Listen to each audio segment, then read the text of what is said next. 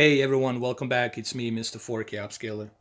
This video, it's going to be 22 minutes, recorded in 2560 by 1440p. You're going to have to wait maybe 15 to 20 minutes till it's being processed to 1440p. Reason being why it's being recorded in 1440p, it's so that I can split this video into two different segments. First segments of 10 minutes, I'm going to talk about the basic knowledge of picture settings that comes in with UHDTV or HDTV. I want you guys to have some basic knowledge of what brightness stands for, what contrast stands for, what sharpness stands for, so that way you have some basic knowledge and understanding. I'm going to try to dissect it into a very simple, basic terms. So let's jump right into it.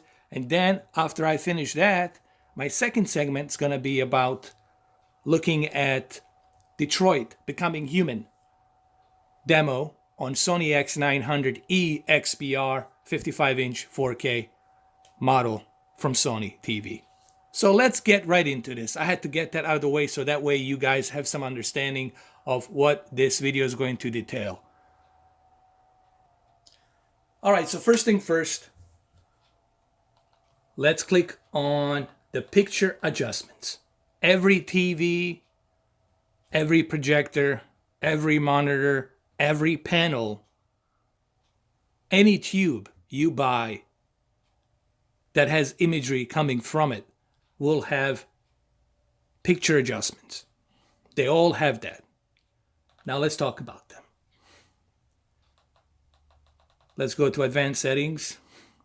Now this is something that you should know from the beginning. First and foremost, what is brightness? What do they mean by brightness? What does that mean? All right. Now, there's two different types of brightness we're going to talk about here. First brightness we're going to talk about, it's the LED backlit brightness. All right. That's what the brightness here stands for. It stands for you adjusting the luminous light of brightness that's emitting from those LEDs. This is still an LCD panel, but behind the LCD panel you have LED backlights, array of LED backlights. Okay, this TV luckily has a full array of local dimming that actually can tone down any kind of bleeding light that might be showing up. Okay, but for right now, let's talk about the brightness, and let me give you a basic understanding of two different types of brightness. The first brightness here, you see what this basically is. This is the adjustments of the light. How much light would you like to adjust? And that's what this is. You see, now we're dimming it all the way down. So now the LED that's behind it, it's being totally dimmed down. The brightness depends on your viewing room, like your environment, where you are. If you're in a very small room that's very dark, then you don't have to move that brightness all the way high. You can move it down. But since we are running high dynamic range, we need that peak brightness. We need to squeeze as much of that LED peak brightness as we can. That's why they measure those nits to 1,000, 1,200, 1,500 nits of that luminous peak brightness. And that's what that is. So that's what the brightness is. That's the first part of the brightness. OLED doesn't have this. OLED has its own OLED organic light emitting brightness called OLED light, because there's no LED backlit, no sorts of any kind of LED backlit behind OLED. So OLED, it's using its own organic light emitting diodes within a panel to emit that light. Okay? But it does the same purpose. It emits the peak brightness of that luminous level of the light. It's really adjustment of the light. That's what this is. Now let's talk about the contrast. What is contrast? Well, contrast, it's measured in a white digital bright levels. What that basically means is it's adjusting a digital white level of the screen. Okay, for example, like right here, we want to make sure that we're not crushing our white level detail here, okay? Currently here, it's not crushed because it's running in HDR, and HDR needs that white bright levels to be at the maximum level to take the advantage of high dynamic range.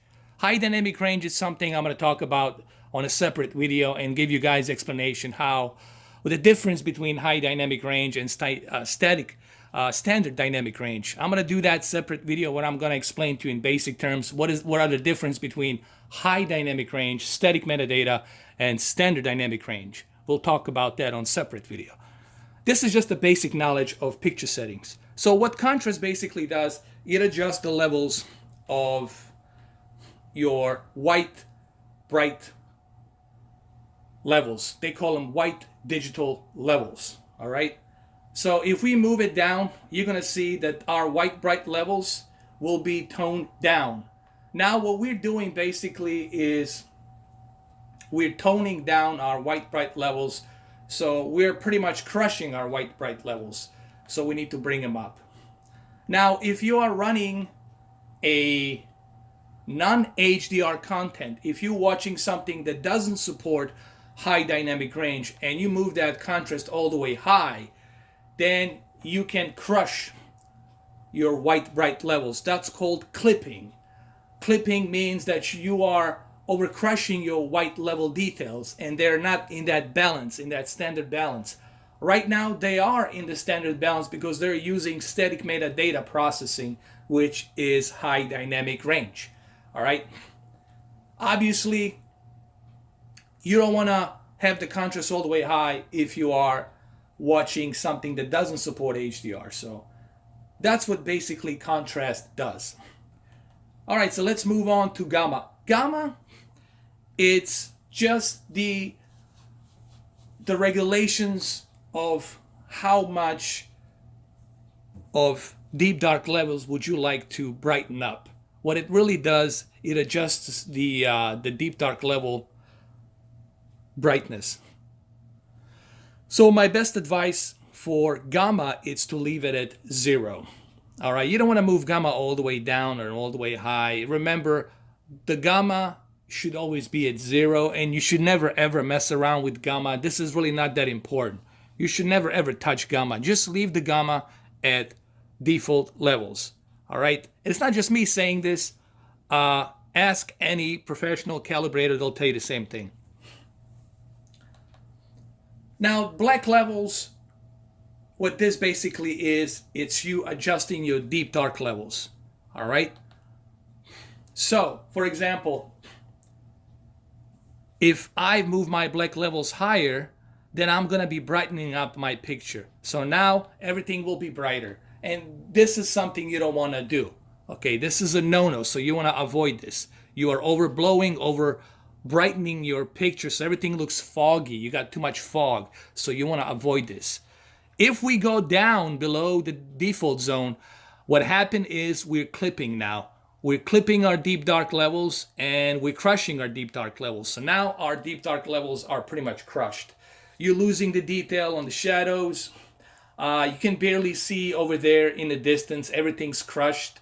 All right, and now if we move it, then you're gonna see that our deep dark levels will not be clipped and they are going to be balanced. You're gonna see that in a minute. You'll see the aquarium and everything down there. So there. This is why it's important to keep the deep dark levels, black levels at the balanced level. Remember, guys, the whole idea when you are adjusting these picture settings, the whole idea is for you to keep everything at a balanced level. What they're looking for is they're looking for a balance.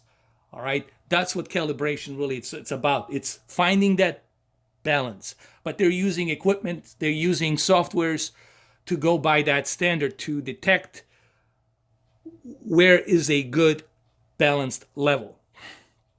All right, so now these are all filters. Advanced contrast enhancers, auto local dimming. These are all the filters that comes in with this television. Okay, it has X1 processing chip and has all of these accolades that help enhance the picture. All right, these are just accolades that help enhance the picture. All right, but we're not going to talk about advanced features. We're talking about the basics, basic knowledge of picture settings. All right, this is all extra features that we don't want to talk about right now. Now let's talk about the color. The color, it's another thing that, again, should be left at the balanced level. A lot of people I've seen on videos, and I've seen a lot of videos, and I've seen a lot of people do this. They would move the color to 70 or even 80. What you're doing basically here is you are oversaturating your color. So now the characters and everyone will look even worse. They're going to look as if they came out of, like, I don't know, like a Red Lobster factory. So moving color all the way to 80, it's being oversaturated. So you want to make sure that you leave the color at 50. All right. This is too much color. This is way too oversaturated here. So you don't need this much color. All right. The best thing to do with a color, especially on HDR, you want to make sure that your color, it's set to 50. Okay. Leave the color at 50. Because when you leave the color at 50, what happens is you are keeping a balanced level of color. Maybe we can do an example here. Let's click on the color and look when we go all the way to 80. Now we're oversaturating everything. Everything's oversaturated here. And it looks awful. It just looks awful. It's like somebody poured a bucket of paint and it's just bleeding. So this is something you want to avoid. All right. The best thing to do, obviously, is to keep the color at 50. Remember, the key thing is the balance. You see, all of these picture features, they're all letting you know not to go over balance, not to excess to a over the level. What they're letting you know, they all have one thing unique that's interesting, is the fact that they all want to be on a balanced level. Okay, nothing can be out of balance. Everything has to be balanced in order for a picture to look good. And what I'm trying to explain to you guys, if you want to do this yourself, if you want to use picture settings to adjust it yourself, remember, the key important element you need to understand is the balance. The key word is the balance. That's what we're looking for here. Okay? And that's what we're doing here. We're keeping everything at the balanced level. You don't have to take my word for this. You can ask any professional calibrator that will tell you the same thing. You have to keep everything at the balanced level. Except brightness and contrast for HDR has to be left this way because we're using high dynamic range. So what else we can talk about here? Sharpness. This is another important part. And I'm going to explain something to you guys here that I think is very important. And I'm going to talk about this in a minute. Let me just go over here and talk to the captain. He should be somewhere here, I think. Oh, there's Captain right there. So let me go talk to Captain. And then I'm going to explain a couple of things here for you guys. What I mean by sharpness. All right, so let's talk about the sharpness. One of the things I've noticed looking at other people's videos is the fact that somehow everybody has this idea that if they move sharpness all the way high, that they're going to get some kind of better picture quality. Sharpness doesn't do that. Sharpness, it's not meant for that. What sharpness is, sharpness, it's edge enhancement. Okay, it's sharpening the edges of the characters and objects there on the screen. You have to remember something. When you are watching a 4K content, you already have 8.3 million pixels. That's as sharp as you're gonna get in terms of detail. Therefore, when you are watching a 4K content, you don't need to move sharpness even to the 50. You should leave sharpness at 0 because you are already, remember guys, you are already using a 8.3 million pixels on this 55-inch screen. Okay? There's no reason for you to be clipping your sharpness, because what happened is if you go all the way, like let's say I go all the way to the maximum here. What I'm going to do here is I'm going to pretty much totally over edge enhance my sharpness detail here, and it's just going to look bad. All right, it's not going to look good. It's kind of hard to capture this via camera, but you'll have to trust me. You don't need to have sharpness all the way high because you already have 8.3 million pixels. Now, if you were watching something that's on 720p, then you can move sharpness a little bit to maybe, let's say, 10, 11, or 20. Or if you're watching something that's on 1080p, you can move the sharpness a little bit, but not too much. Remember, again, the key word, it's balance. I don't know how many times I said this on my video, and hopefully this will be something that you guys remember.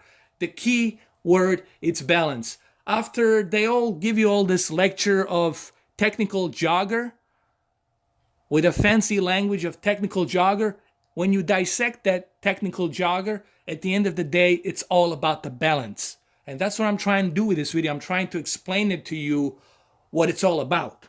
So when you do this by yourself, you have some understanding of what it is and why it needs to be at 50, why sharpness needs to be at 0. Well, I just explained to you why sharpness needs to be at 0. Because we are using 4K 8.3 million pixel television. That's as sharp of a detail as you're gonna get. There's no reason for you to move the sharpness all the way high or in the middle. Okay? You're not losing any detail by leaving sharpness at 0 when you're watching a 4K content. You're losing detail when you move that sharpness high. So, I don't know what else I can say. These things right here, digital noise reduction, random noise reduction, this is something that it's being used only for a digital cable content that it's being broadcast in 720p or 1080 interlace or 720 interlace, depending on your, provider, whether it's DirecTV, Comcast, okay? Not all of them are running it in a native 1080p 60, okay? That's a lot of, excuse my language, horseshit. I don't care what the Comcast tells you. I don't care what the other cable companies tell you. There's maybe a handful of channels that do native 1080p, but majority of them, they're using 1080 interlace and they're using 720p that's being upscaled to 1080p, okay? I know this because I know people technicians working at Comcast, Time Warner, and other companies. DirecTV is the only one that I know that has a lot of premium channels in full native 1080p. So if you want the full native 1080p, DirecTV is your choice. But DirecTV has its own problems due to a dish. You might lose a signal if it's raining or if it's snow, whatever. So this is what that is, really. It's just there to reduce any kind of scrambled digital noise you might be getting. Motion, it's something that I honestly would not recommend unless you're watching a sports. This is only recommended for sports, but I wouldn't recommend it for video games and I wouldn't recommend it for movies, all right? It's just a soap opera effect. That's all it is. And it's honestly, I'm not a fan of it, to be quite honest with you. I never use it. I only did a demo to show you how to adjust it, how to adjust the judderness and jerkiness. Okay, that's why I only used it. Well, it looks like I am past my 20 minutes. You see, guys, it takes a long time to explain this to you. And I'm doing my best here trying to explain this to you so you understand it. I already talked about this game. I'm blown away by how this game looks. It looks fantastic. I like it. And I already pre-ordered the game. Okay, I pre-ordered the Deluxe Edition. I love David Cage. I love all of his games since Indigo Prophecy, Heavy Rain, Beyond Two Souls. So anything that he makes, dude, I'm in. I'm playing it. You know, he makes games for me, honestly, because I love those types of games. I love to be able to be my own director. See, like you can choose a camera angle here and choose how you want to move the camera. So he's giving you this like a almost director film chair ability for you to switch between different cameras and then make your own decisions in the demo. So I'm not going to spoil the demo here for you. You guys can play this demo. You can check it out yourself. I'm just here to give you some basic knowledge of picture settings, whether you're using a 4K or 1080p HDTV television sets. But for this case, I'm doing this for UHDTV sets. Well, there you have it, guys. I'm out of time. Thank you for watching this video. Hopefully this video was informative. I'm only doing this to help you guys. And everything I tell you here, Google is your friend. You can Google it. You can research everything I said here. You can call me out. You can research it yourself. And you can find out for yourself whether or not this guy is bullshitting or not. So you have that ability to double check me and check fact everything that I said here. Thank you guys for watching. I'll catch you in the next video. Bye. Ciao.